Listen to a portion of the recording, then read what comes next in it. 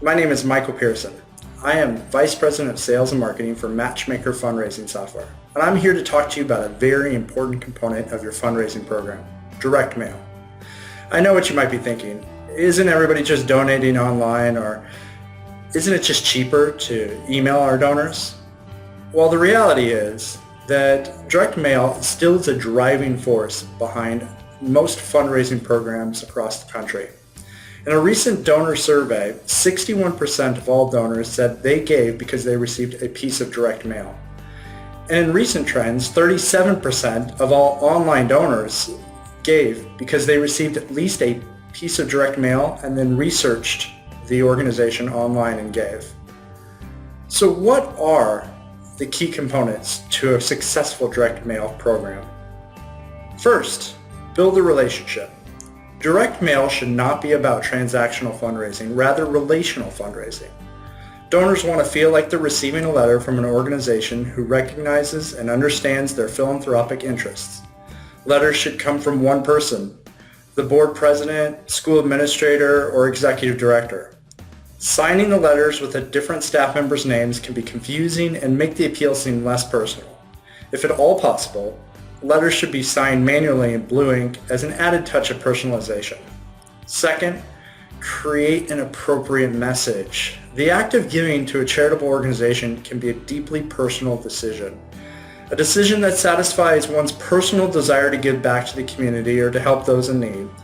Use your database to segment your recipients based on past giving history and their involvement in your organization.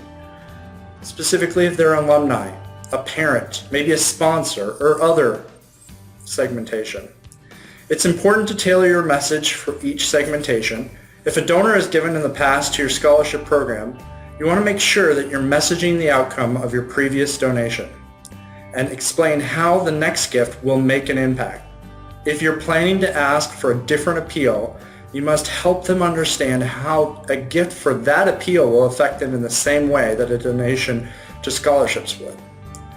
If you are soliciting donations that do not pertain to the donor's interest, you will have a hard time retaining the donor. Third, and most important, say thank you. Sustainable fundraising begins with building relationships and retaining your donors. The number one way to retain donors and increase giving is to show appreciation for their gifts. This needs to be done in a timely manner. Industry standards suggest developing policies and procedures that require donations to be thanked within 2 to 4 days, and major gifts should be followed up with a personal phone call from the school administrator, or better yet, a board president or board member. Last, measure success. How do you know if you have a successful direct mail program? Tracking what you've sent and the response to the appeal is paramount to the continued success of your program. Not all direct mail pieces are on target, but recording the outcomes of your program will allow you to be able to understand what and how your constituents respond. The best way to track this information is in a fundraising database. At Matchmaker Fundraising Software, we provide a fundraising tool to effectively track all constituents' interests, donations, and the response rates to your direct mail appeals for the year. More importantly, you will have a wealth of information to utilize well beyond the year. Eventually, there will be an opportunity for a planned giving program or possibly a capital campaign for a new building or equipment. Your database will be critical to the success of your future campaigns.